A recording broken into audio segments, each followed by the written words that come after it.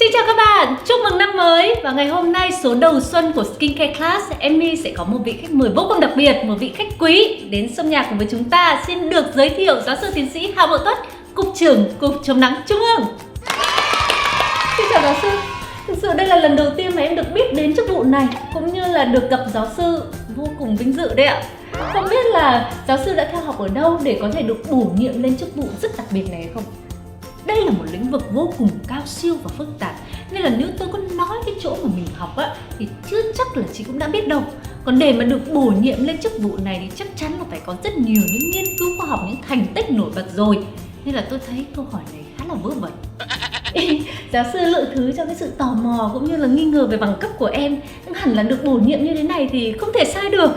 Đầu năm mới hẳn là có rất là nhiều những nghiên cứu mới đúng không giáo sư? À vâng, phải nói là giai đoạn này tôi và đồng nghiệp vô cùng bận rộn với rất nhiều những dự án mới mang tính chất đột phá, không chỉ là chống nắng dành cho con người mà cả chống nắng cho động vật nữa. Chống nắng cho động vật? Vâng, không nói thì mọi người không biết. Nhưng mà đây nhá, đợt vừa rồi tôi với cả đồng nghiệp đang phải lao tâm khổ tứ để làm như thế nào chống nắng cho thiên nga đen. Vì sao? Bởi vì nếu không chống nắng an toàn, nhỡ lăn ra đấy, chết vì ung thư da hoặc là bị say nắng thì sao? Quốc linh chứ không phải đùa không? Quả thực là vô cùng cao siêu và vĩ mô. Nhưng mà thôi, chúng ta quay trở lại với chủ đề chính của video clip này, chống nắng cho con người thôi giáo sư nhé. Emmy nhận thấy rằng các chị em hiện nay vẫn còn đang rất vật vã để có thể tìm được kem chống nắng phù hợp với da mình.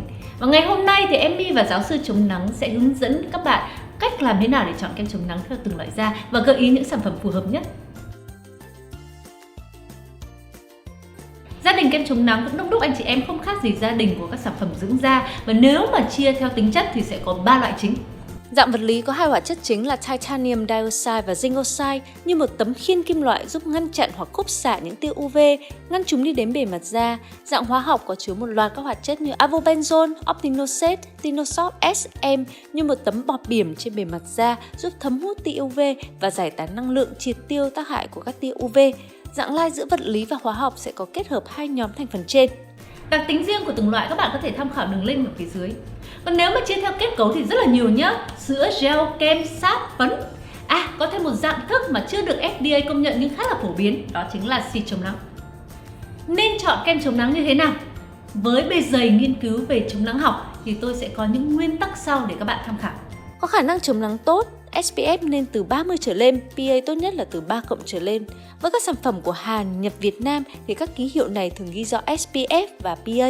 Còn với các nước Âu Mỹ thì tùy hãng, bạn nên tìm chữ Broad Spectrum hoặc ký hiệu UVA trong vòng tròn. Ký hiệu chuẩn UVA đã được EU chứng nhận. Nếu là PPD thì nên chọn từ 16 trở lên. Nhiều bạn hay bảo sao không chọn hẳn SPF cao nhất, 100 chẳng hạn, chứ 30 thì chống gì? Điều này không đúng hoàn toàn đâu, vì SPF 30 cũng đã chống được 97% UVB. Từ 30 trở lên thì chỉ tăng thêm 1% hoặc nhiều hơn chút xíu mà thôi. Nên dùng hàng ngày thì cứ 30 và 50 là được rồi. Nếu bạn dễ bị đổ mồ hôi hoặc là đi bơi, đi biển thì nên sử dụng những sản phẩm có khả năng chống nước. Tìm trên bao bì những sản phẩm có ghi là water resistant hoặc là waterproof. Tuy nhiên theo quy định của FDA hiện nay thì sẽ không có một sản phẩm kem chống nắng nào được phép ghi là waterproof hoặc là sweatproof, tức là chống nước hoặc là chống mồ hôi. Bởi vì thực sự là không có một sản phẩm nào có thể hoàn toàn chống được nước và mồ hôi cả. Và FDA không muốn là người tiêu dùng sẽ có những hiểu lầm với những lời quảng cáo như vậy. Và theo quy định mới nhất thì chỉ có thể ghi là water resistant for 40 minutes hoặc là 80 minutes, tức là chịu được nước trong vòng 40 phút hoặc là 80 phút. Về khả năng chịu nước của kem chống nắng thì các bạn hiểu nôm na là sẽ có một thí nghiệm ở trong phòng lab, thoa kem chống nắng lên tay của một chủ thể và sau đó thì để ở trong phòng jacuzzi. Sau đó thì sẽ kiểm tra chỉ số chống nắng thực sự của kem chống nắng có được như là chỉ số ghi ở trên bao bì hay không. Và nếu giả sử một sản phẩm ghi là water resistant for 40 minutes thì có nghĩa là có thể chịu được nước trong vòng 40 phút với chỉ số chống nắng ghi trên bao bì. Và sau khoảng thời gian này thì chỉ số chống nắng sẽ giảm đi chứ không phải là mất hoàn toàn. Nếu sản phẩm có màu thì nên chọn màu hợp với cả tông da. Tuy nhiên có một thực tế rằng là kem chống nắng trên thị trường có màu tinted sunscreen ấy, thì thường thì chỉ có một tông màu mà thôi. Và thường xuyên thì tôi thấy rằng sẽ đậm hơn so với cả màu da thực sự. Và trong những trường hợp đó thì tôi không khuyến khích là các bạn sử dụng những kem chống nắng có màu quá sậm vì khiến da sẽ bị xỉn màu đi. Làn da khó chịu nhất đây nếu các bạn có làn da đồng đành, dễ bị kích ứng hoặc là hay bị mụn trứng cá hoặc là bị đỏ mặt thì sẽ có 3 lưu ý. Lưu ý thứ nhất, hãy tìm những sản phẩm để tránh kích ứng. Tránh các sản phẩm có chứa chất bảo quản như paraben và mùi hương. Tránh các thành phần chống nắng như PA3 hoặc oxybenzone bởi đây là những thành phần rất dễ gây kích ứng. Và cuối cùng đó là tránh cồn, đặc biệt là cồn khô. Em thấy đối với làn da này phù hợp nhất đó là sử dụng kem chống nắng vật lý hoặc những sản phẩm dành riêng cho da mụn, da nhạy cảm hoặc những sản phẩm sau khi lăn kim và laser. Thứ hai, hãy tìm kiếm những sản phẩm có thể che khuyết điểm tốt. Đối với là làn da bị mụn hoặc là da nhạy cảm thì một trong những vấn đề mà chúng ta hay gặp phải đó là có những nốt mụn đỏ ở trên mặt hoặc là nổi mạch máu. Hãy tìm những kem chống nắng có sắc xanh vì về mặt nguyên tắc, sắc xanh sẽ trung hòa sắc đỏ và khiến cho những khuyết điểm ở trên da mặt của chúng ta sẽ bớt rõ rệt hơn. Nhưng có một lưu ý đó là thường khi mà các bạn sử dụng kem chống nắng xanh thì da trông sẽ rất là tái và bợp bạt. Vì vậy, son môi, má hồng là không thể thiếu. Các bạn có thể hỏi Emmy là liệu có thể sử dụng son kem lì thay cho má hồng được hay không? Đối với cả những da dầu hoặc là da mụn thì Emmy thật sự là không khuyến khích, bởi vì thành phần của son kem thường là sẽ rất là nhiều dưỡng chất và đôi khi mà các bạn sử dụng trên vùng má là những vùng mà rất là dễ nổi mụn thì sẽ là một trong những nguyên nhân gây bí tắc lỗ chân lông. Thay vào đó, các bạn có thể sử dụng má hồng dạng phấn vì vừa lâu trôi hơn lại phù hợp với da dầu mụn. Vấn đề thứ ba mà kem chống nắng dành cho da này cần xử lý được đó chính là cải thiện da. Ví dụ như là đối với da mụn thì các bạn có thể sử dụng những loại kem chống nắng có thành phần trị mụn. Hoặc đối với da nhạy cảm có thể sử dụng những sản phẩm có chứa thành phần làm dịu da. Ví dụ như là aloe vera hoặc ceramide chiết xuất rau sam và xương rồng. Ngoài ra các bạn có thể tham khảo thêm một số những thành phần nên có như B5, panthenol hoặc chiết xuất rau má. Một số những sản phẩm mà Emmy gợi ý đầu tiên đó là Blue Lizard for Face với SPF 30+. Điểm mà Emmy thích ở sản phẩm này thứ nhất đó là chống nắng hóa học lai vật lý với zinc oxide là 8%, tuy không phải ở mức lý tưởng là 10% hoặc là 20%, nhưng mà cũng đã có thể là chống nắng quang phổ rộng rồi. Cái thứ hai nữa đó là vì là hóa học lai vật lý nên là da không bị trắng ởn lên khi sử dụng. Thứ ba nữa đó là thành phần khá là đẹp và dưỡng ẩm tốt chứ không bị khô da. Điểm hạn chế của sản phẩm này đó là SPF 30+, tức là phù hợp với sử dụng hàng ngày, nhưng nếu mà đi biển này hoặc là ở dưới nắng gắt này thì đây chắc là sẽ không đủ. Thứ ba đó là thành phần khá đẹp, phù hợp với da nhạy cảm.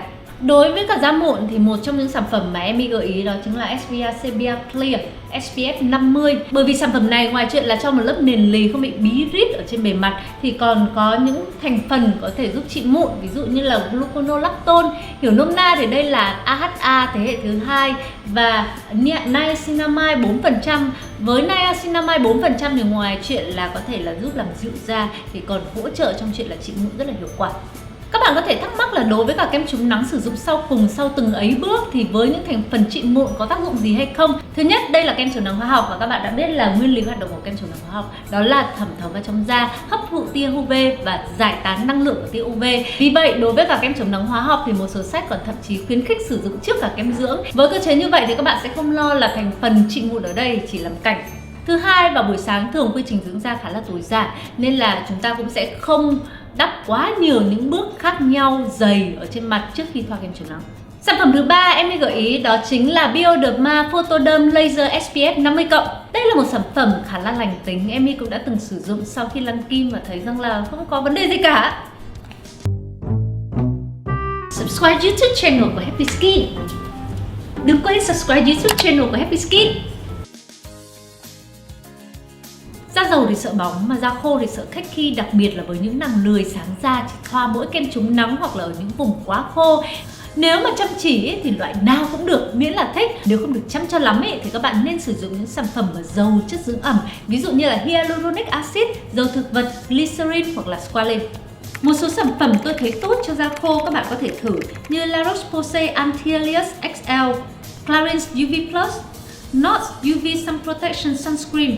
Bình dân hơn thì có Sunplay Clear White hoặc là Senta Perfect UV Gel, Biore Aquarix. Gần đây một khám phá mới ở trong nghiên cứu của tôi đó chính là sản phẩm Notch UV Protection Sun Cream. Lý do tại sao mà tôi lại thích sản phẩm này? Bởi vì kết cấu thì dạng kem nên là dưỡng ẩm thì rất là tốt, tuy nhiên lại không bị dày bí. Đây là sản phẩm kem chống nắng vật lý lai hóa học nhưng mà thiên về vật lý hơn. Còn zinc oxide nên có thể chống nắng quang phổ rộng nhưng không quá trắng. Sản phẩm này hoàn toàn có thể sử dụng cho da nhạy cảm bởi vì có một số những chiết xuất mà có thể làm dịu da và làm lành da, như là ceramide này, chiết xuất xương rồng, rau sam, dầu ô liu hoặc là dầu hắc mai biển. Tôi chỉ thấy tiếc duy nhất 2 điểm ở sản phẩm này, đó là thứ nhất là chỉ số PA thì chưa đạt được tối đa vì nồng độ zinc oxide thì chưa phải ở mức lý tưởng là từ 10 cho đến 20%. Và điểm thứ hai đó là trong sản phẩm này thì có một số những thành phần hóa học như là octinoxate hoặc là octisalate. Đối với cả người bình thường thì hoàn toàn không có vấn đề gì cả. Nhưng rất tiếc là bà bầu thì lại chưa sử dụng được. Nếu mà khắc phục được 2 điểm này thì em này là từ 8 lên thành 10 luôn. Nỗi sợ lớn nhất của da dầu đó chính là bóng nhẫy và bí tắc lỗ chân lông. Vì vậy, kem chống nắng dành cho da dầu thì nên chọn dạng gel, dạng sữa thấm nhanh, oil free thì càng tốt. Không nhạy cảm với cồn thì các bạn hoàn toàn có thể sử dụng kem chống nắng có chứa cồn để giúp da thông thoáng hơn. Tuy nhiên thì cũng nên lưu ý bảng thành phần và nên có thêm một số những dưỡng chất để dưỡng ẩm khiến cho da của chúng ta không bị khô đi theo thời gian. Khi mà da còn rất dầu thì em hay sử dụng Anessa. Senka cũng là một sự lựa chọn tốt. Hoặc các bạn cũng có thể tham khảo Innisfree No Sebum. Ngoài ra có một số những sản phẩm em thấy phù hợp cả da khô và da dầu. Ví dụ như là Sunplay Skin Aqua Clear White. Sản phẩm này dạng sữa nên là thẩm thấu khá là tốt và không chứa cồn, có nhiều thành phần dưỡng ẩm cho da nên là khi mà sử dụng cho dù là da dầu hay da khô thì thấy là đều phù hợp. Mắc hơn một chút xíu thì có NOS UV Protection Cream. Sản phẩm này thì tuy là dạng cream, là dạng kem nhưng mà sử dụng lên da để hoàn toàn là không cảm thấy bí một chút xíu nào hết và các bạn có thể layer 10 lớp cũng không sao. Cuối cùng đó là sản phẩm huyền thoại và rất là kinh điển của Clarins. Em thấy rằng là kể cả da dầu cũng hợp nhá. Mà đến lúc mà da của em khô hơn nhá, dùng em này vẫn rất là tuyệt vời. Nói chung là khá là trung thành với cả Clarins trừ những lúc hết tiền. Nói về da xỉn màu thì chúng ta phải tìm hiểu nguyên nhân. Da xỉn màu thứ nhất là có thể do thay đổi nội tiết tố ở bên trong hoặc là vấn đề bệnh lý. Thứ hai có thể là do yếu tố môi trường như là ô nhiễm hoặc là tia UV. Và thứ ba có thể là do da khô, thiếu ẩm dẫn đến là nhìn kém tươi tắn. Xác định được vấn đề của da xỉn màu, đầu tiên chúng ta phải xử lý và khiến cho da bớt xỉn màu hơn. Và thứ hai là nếu mà sử dụng kem chống nắng thì các bạn nên chọn những sản phẩm nâng tông và nếu mà có thêm sắc hồng hào thì càng tốt. 2 sản phẩm mà tôi gợi ý cho các bạn đây vừa nâng tông rất là hiệu quả và dưỡng ẩm rất hoàn hảo. Dạo gần đây có rất nhiều bà bầu inbox cho Emmy và Happy Skin hỏi rằng là bà bầu thì có nên sử dụng kem chống nắng hay không? Câu trả lời là chắc chắn phải chống nắng. Bởi vì trong giai đoạn mang thai thì chúng ta thay đổi nội tiết tố đã có nguy cơ là khiến da bị thâm sạm và bị nám rồi. Nếu không sử dụng kem chống nắng thì da sẽ còn khô hơn và da sẽ nhanh lão hóa và những vết thâm tàng nhang sẽ xuất hiện nhiều hơn. Khi lựa chọn kem chống nắng dành cho bà bầu có những lưu ý sau. Mẹ bầu nên tránh chống nắng hóa học, đặc biệt là các nhóm chất avobenzone, homosalate, octisalate, oticrilin, oxybenzone, octisonate, octinoxate, methyl anthranilate và octocrylin. Thay vào đó thì nên dùng dạng thập vật lý, ví dụ như câu hỏi lớn tiếp theo đó là liệu có nên sử dụng những sản phẩm có paraben hay không? Thực sự thì ngoài 5 chất paraben bị cấm ở Euro cũng như là ở Việt Nam, những paraben còn lại cũng chưa có một nghiên cứu xác đáng nào về chuyện là sẽ gây ra ung thư hoặc là có tác dụng lâu dài đối với cả làn da. Tuy nhiên, em nghĩ rằng là phòng bệnh thì còn hơn chữa bệnh, đặc biệt là trong giai đoạn vô cùng quan trọng này. Nên là với mẹ bầu thì em cũng gợi ý là nên tránh những sản phẩm có chứa paraben, kể cả kem chống nắng. Viên uống chống nắng thực chất đó là những sản phẩm mà có giàu chất chống oxy hóa, có tác dụng là giảm viêm và trung hòa gốc tự do ánh nắng mặt trời gây ra. Có nhiều người hỏi tôi là có nên uống viên chống nắng hàng ngày hay không bởi vì có cảm giác như là thuốc. Thì đầu tiên là tôi phải khẳng định là viên uống chống nắng không phải là thuốc. Vì nếu là thuốc thì quy trình kiểm duyệt và xét duyệt vô cùng nghiêm ngặt các bạn ạ. Còn viên uống chống nắng thì dễ dàng và đơn giản hơn rất nhiều. Uống viên uống chống nắng thì không có nghĩa là uống thuốc, không quá lo về những tác hại lâu dài. Thứ hai, nếu các bạn thực sự tự tin rằng là chế độ ăn uống hàng ngày của chúng ta không hề thiếu chất mà đầy đủ chất thì không cần phải uống viên uống chống nắng làm gì cả. Và thứ ba là trong những trường hợp mà cần cải thiện gấp làn da thì tôi nghĩ rằng là viên uống chống nắng hoàn toàn là có thể hỗ trợ rất là tốt. Tôi cũng đã từng có một bài viết rất là sâu về viên uống chống nắng ở trên Happy Skin rồi, các bạn có thể tham khảo ở link phía dưới.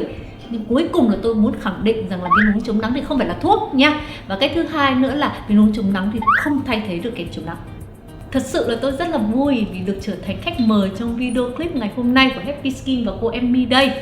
Hy vọng là các bạn sẽ tiếp tục ủng hộ cho cô Emmy, cho Happy Skin và cho cá nhân tôi về cái sự nghiệp mà vô cùng là cao cả mà tôi đang theo đuổi. Và hy vọng là sẽ gặp lại các bạn trong những video clip tiếp theo. Còn nếu mà muốn gặp lại tôi cũng như là cô Emmy đây thì nhớ là phải subscribe YouTube channel của Happy Skin. Cảm ơn các bạn và chúc các bạn một năm mới thật là rạng rỡ và không bao giờ quên dùng kem chống nắng.